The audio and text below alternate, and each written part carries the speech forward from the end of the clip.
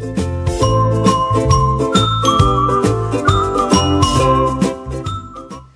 the objectives of today is understanding components of good communication and understanding different types of parents.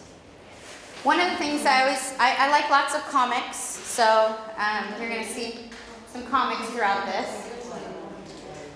This is actually one of my favorite comics, and I think most of you have probably seen this, how we've made this switch in the field of the parent and the teacher relationship, and how it's more in the 60s, here the parent's saying to the child, what have you done? How can I help you? How can we move forward? Unfortunately now, we've moved into, what are you doing wrong? And not help my child succeed. So it would be nice to make a shift back to a compromise. How can we work together to help your child? Sure. Huh? Can you go back to objective? Oh, sure, objective, yes. No problem. And I'm actually going to, on my handout, I have my email, my professional email. So if you want, you're more than welcome to send me an email and I can send this to you, no problem. So, yeah. Yeah, so you can relax. Yeah, just relax. And all of this, I'm going to hand out this shortly, is pretty much what I'm saying. So you'll also be able to take this. So. Okay, so let's start off with the components of good communication skills. I wanted to keep it really simple. I'm sure that there are many components, but I just wanted to give you two today. We have our active listening skills and building that trust relationship. Again, another little quote. Most people do not listen with the intent to understand. They listen with the intent to reply. So one of the things when you are communicating with somebody is that sometimes we just tend to focus on one point and just want to react to that. Or even the parent. I mean, the parent is already in their mode of, this is what's going to happen, and when I leave this room, this is how it's going to go. But what you got to do is you got to kind of take control of that. And just remember that I'm here to understand and to listen, so then we can both move forward.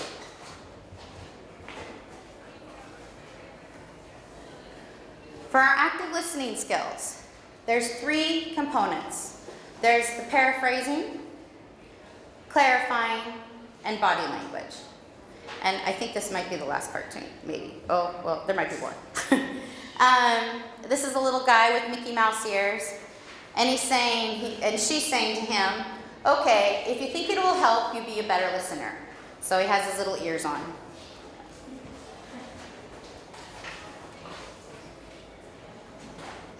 So let's dive into paraphrasing. And we are going to be practicing this later too, so don't worry, we are going to get active here. With paraphrasing.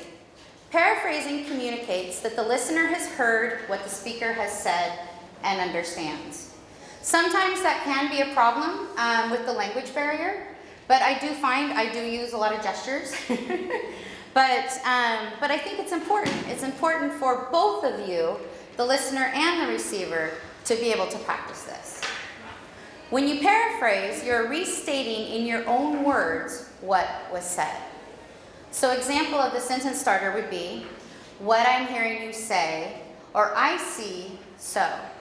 And one of the things that I've noticed, welcome, is sometimes with the language barriers, if I don't do this, I will do complete opposite thing of what the parent has asked me to do because I didn't understand. So it's real important not to say, no problem, I got it, and I understand you, but please, please clarify. Because there's been, I can't think of one off the top of my head, but there's incidences where once I've rephrased it back to them, they're like, no. I think actually what happened this morning. I had a parent that came to me and I thought he was asking me about the field trip.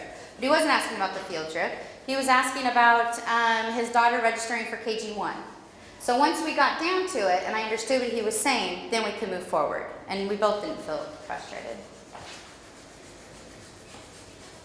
Clarifying. So clarifying communicates that the listener has heard what the speaker has said, but does not fully understand. somewhat similar to paraphrasing, but the examples are a little bit different. So again, you're asking a question. Let me see if I understand. I'll be interested in hearing more about, and can you tell me more about this? Okay.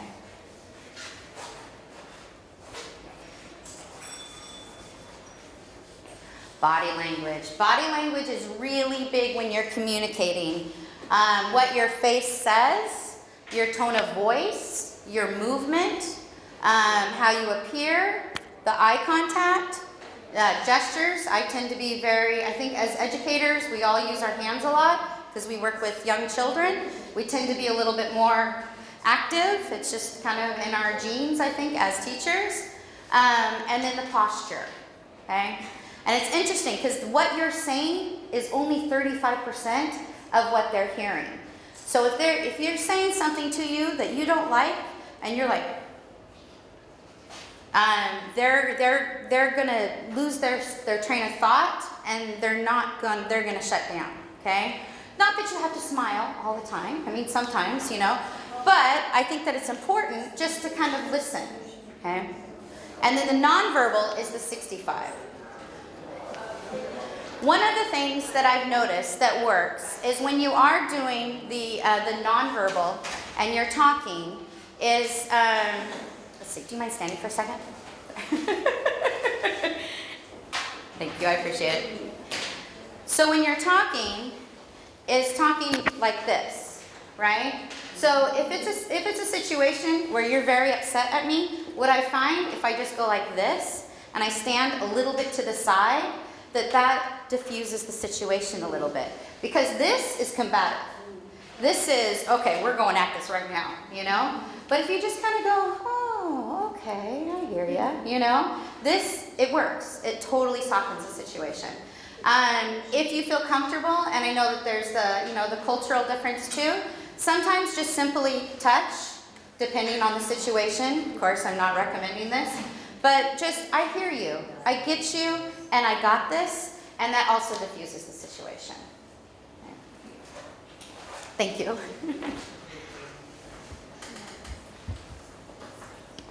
Okay, so one of the things that I'd like you to do now is just kind of find a partner and read through these and write down what you think is the components of a trusting relationship and how you build that trusting relationship. So we'll take about 5 minutes. Thank you.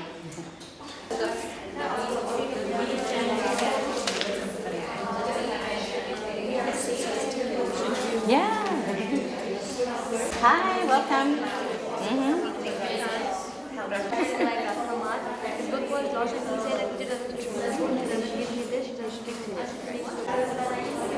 Hi, welcome.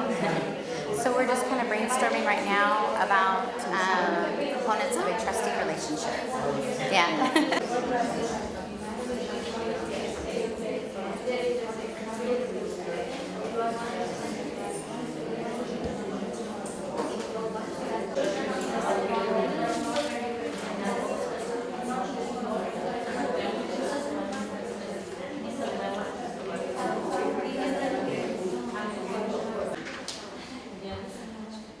So I'd like us to share, if anybody could share with us some components that you found in a trusting relationship. Anyone? Yeah? Honesty. Honesty. Yeah, great. Thank you. A basic understanding or an assurance to the parent. An understanding of the...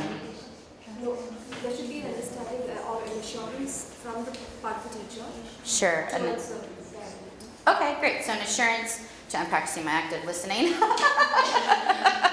An assurance of the parents and that you understand. Yeah? Great, thank you.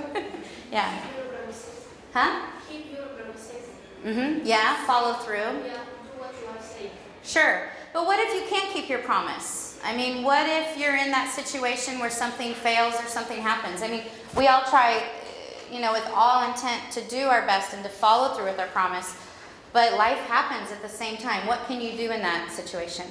Sure. I think the feedback, even if you are not successful, helps parents understand. Like, if you're honest about what you tried to do or what you couldn't do it, I think most of the times parents understand.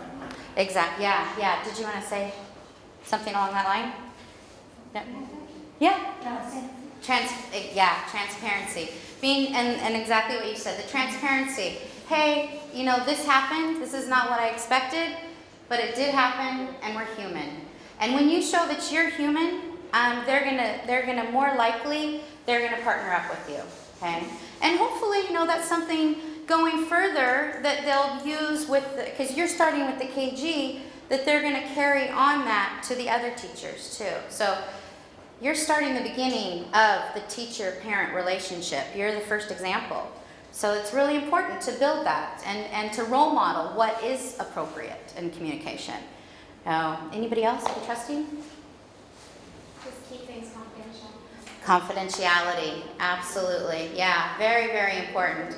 I know many a times I've had that situation where the parent was like, who hit my child? And I want their name, and I don't know, I want their home address. I'm not quite sure what their intent is there.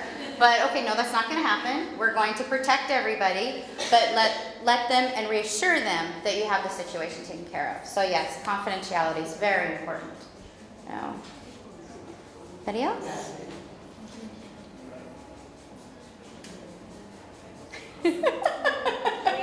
No pressure. Yeah. We were talking about that genuine intent on your part to solve the issue rather than to argue. Right. Let's get down to the problem solving here. Yeah, absolutely. Respects others' ideas and opinion. Yes. Yeah, you don't necessarily, I think that's what happens with everybody gets a little bit defensive. When the teacher's like, I'm the teacher, I know what's best for your child and you will listen to me. Now, that doesn't feel good to anybody, And the parent, genuinely, they want what's best for their child. They just aren't sure how to communicate that to you. So the most is to respect them and not be defensive and don't take things personally. They're mother hens. They're just looking out for what they know and what they've experienced at school. Sometimes parents are more scared to come in and talk to you because of their school experiences. So it could also be what's coming into the door, could be, 22 years of, it wasn't a good experience. I'm not sure what's going to happen here. So your job is to diffuse that and to make it a little bit more comfortable for them. So you kind of have your tools, you have your trust and relationship. We've also talked about, if you turn the flyer over, we've talked about your active listening skills, okay, and how we can use those. So let's talk about different types of parents that we might deal with. One of them, and it's not a very positive word, but we do have our belligerent parents, and belligerent is the parent that comes in full swing, just ready to, I don't know what their intent is, but they're very, very, very angry, okay? And they're not really focused, okay? They're yelling, they're very upset. How can we deal with these parents with these tools that we have?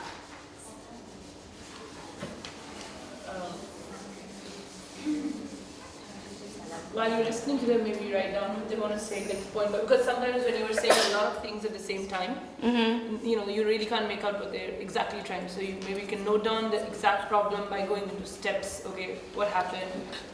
Exactly. Concerned about how did it happen? Right. Things like that. And when you're writing it down, instead of just saying but if you take a moment and say, hey, okay, come sit down, let's write this down, they'll be more engaged and they'll be like, they believe you. Friendly environment.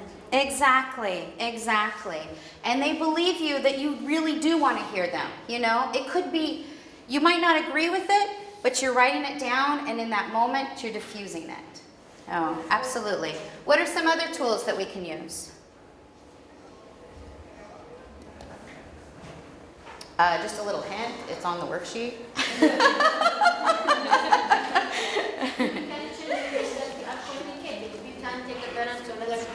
It's more comfortable. We sit with him, give him time to speak and to calm him down. Exactly.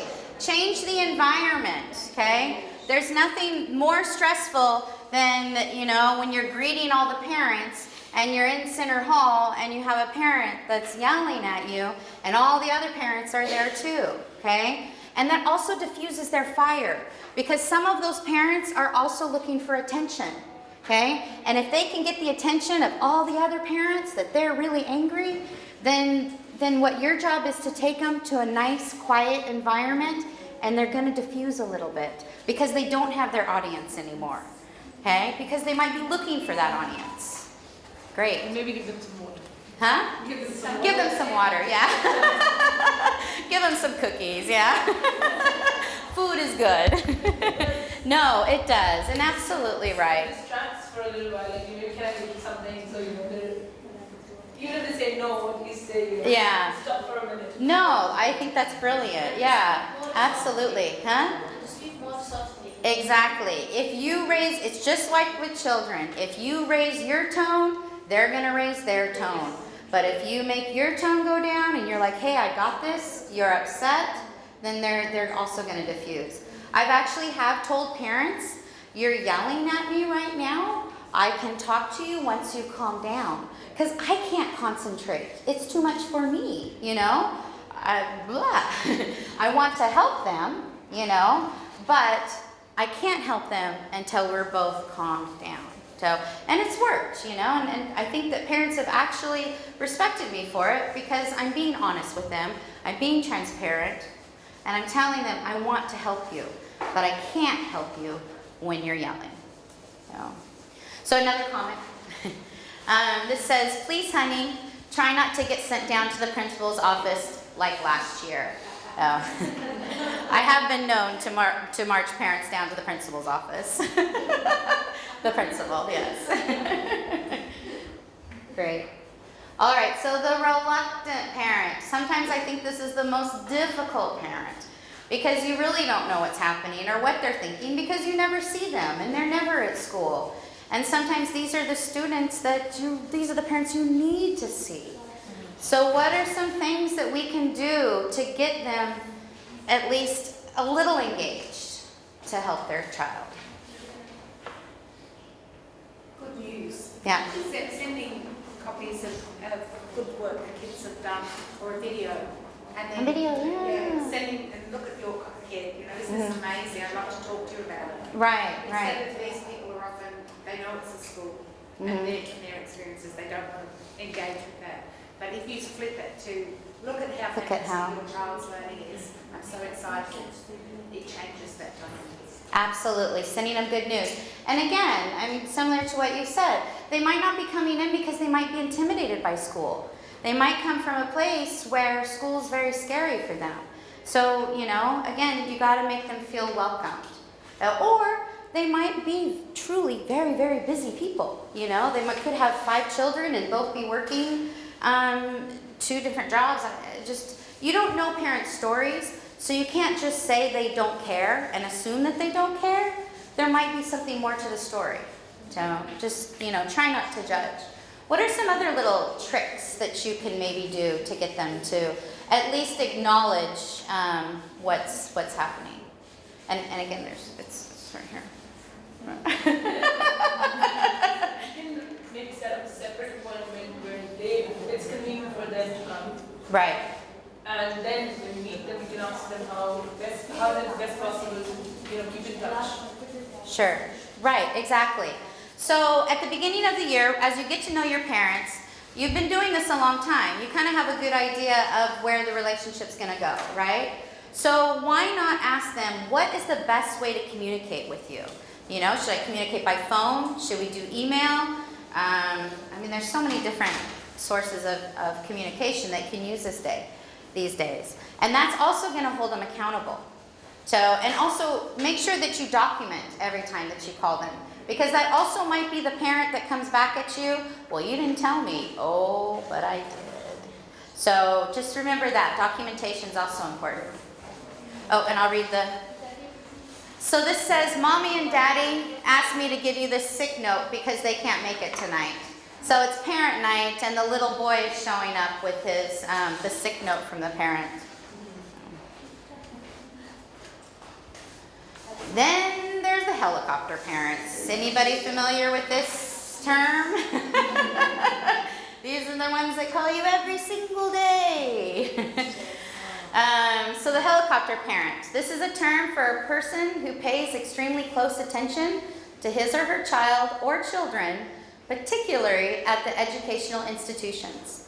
They're so named because, like a helicopter, they hover closely and rarely out of reach, whether their children need them or not. So what are some creative ways that will help us and help the helicopter parent feel more secure about your school and your environment?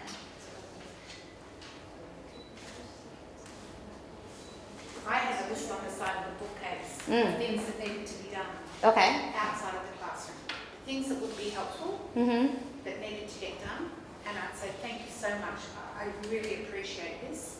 Would it be possible for you to pick one of those jobs and help me out? That would be awesome. Great. Because I know how committed you are to our school. Mm-hmm. And that at least gave them something worthwhile to do, but it got them out of just smothering their child. Their child. Exactly. You got them busy. Yeah. Yeah. This is where parent involvement comes in.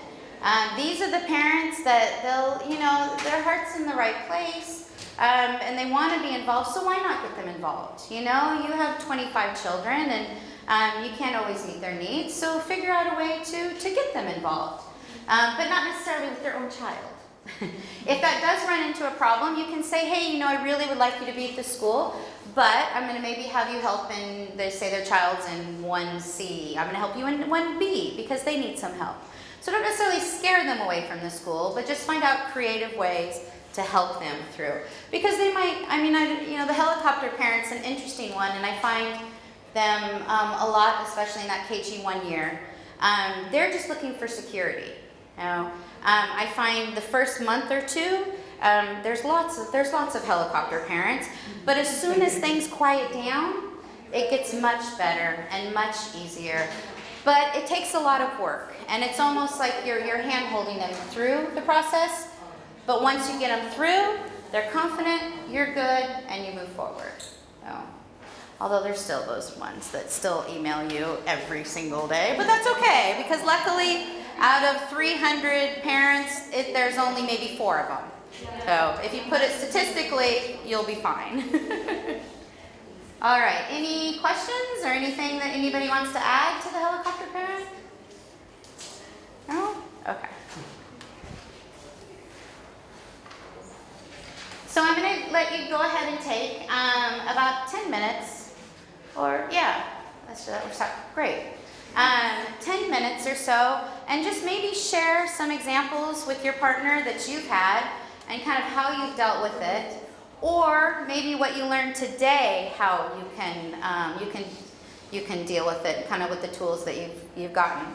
Actually, is it okay if I give you 5 minutes and then we can share? Yes. Yeah? Okay. All right. So about 5 minutes. Okay. Thank you.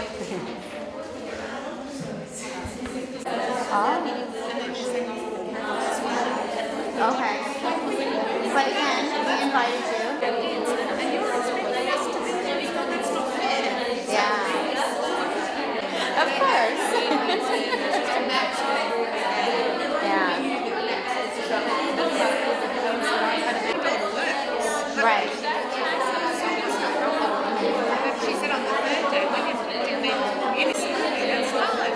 Yeah. You don't even want people to do is say that you weren't welcome. We want you to understand what we're doing. So having those people wandering around as outsiders inside of the learning centres where the kids go is very nice. We'll go ahead and wrap up. Thank you. So does anybody want to share one of the situations and kind of what you came from that and what you did or what you might do differently? Hi. This is how we learn. We got to learn from each other. So did you? Yes, Yeah? Sure. Yeah, recently problem happened 2 days before that I received a call from a parent that he's complaining that his child is telling him every day that the teacher is not listening to me, she's caring of this and this, and there is another one is beating me, and no one is punishing him, no one is defending him. So Okay. what happened, then I called the teacher. The parents told me, he was very angry that why is my child is beaten by others and no one is Doing anything. anything. So I want to talk to that teacher. He refused that one because my assistant is replying the phones. He refused to talk to anyone. Only I want to talk to that teacher, that she's ignoring my child. Then, okay, give him the phone. I was in the first seeing and watching the facial impression of the teacher. I felt that she is getting troubled. I thought that he's very loud voice and shouting. So I thought, okay, can you give me the phone? I spoke to him. Then I heard that he's too much shouting. I reduced my voice, spoke to him softly. Great. What happened? Tell me. Yes, can I help you? And then I understood from the problem. Then, okay, don't worry. Give me some time. I will go to fix the matter. I will see the child. I took the child after switch off the phone, and I spoke to the child. I found really the child was beaten by no one see from under the chair. Wow. Yeah. So I tried to bring the another parties that he was fighting with this child and speak in front of them that not allow, you have don't touch them. And the child told me that my dad told me that anyone touch you, beat him.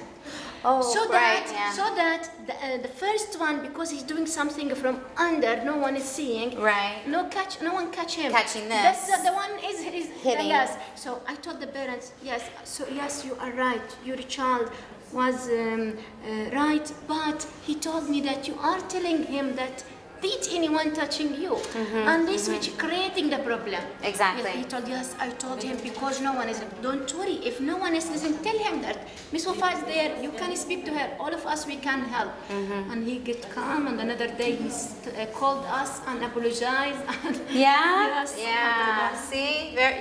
Great. Yeah. So the situation was I think one that we always deal with. The parent always thinks that his child's the victim, that there's nothing happening, and then why is my child always getting hit? So we found out more information that the other child was hitting, like secretly, doing something to the other kid, and the kid was doing this. But the parent had told that child, if somebody bothers you, hit them. Okay? I get this a lot. And you handled it very well, no, please, we need to have the child go to the teacher for help. Because if we have children just hitting each other, there's no problem solving. And one of the things that you can do is at the beginning of the year, and one of the things that I do kind of in my newsletter, is I put little tips for parents. And that might be one of the tips, how can I help my child with behavior, or if they're in this situation. So, great. Okay, so I think we have about 5 more minutes, but does anybody want to share? Anybody have any more? No? Okay. No problem. I actually have a little poem that I'd like you to take a moment to listen to, and then we'll be done. So thank you. I appreciate you all being here. And just take one moment here. I think that you'll like this. And hopefully there's sound on this. And 2 sculptures. Oh. I came and stood in the studio and watched 2 sculptures there. The clay they used was a child's mind, and they fashioned it with care. One was a teacher. The tools she used were books, music, and art. One was a parent who worked with a guiding hand and a loving heart. Day after day, the teacher toiled with a touch that was deft and sure, while the parent labored by her side and polished and smoothed it over. And when at last their task was done, they were proud of what they brought.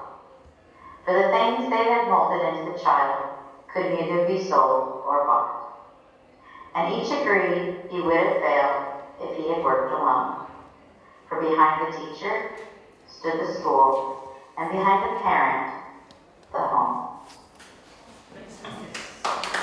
All right. Thank you. Enjoy the rest of your day. Thank you for your attention. So, yeah.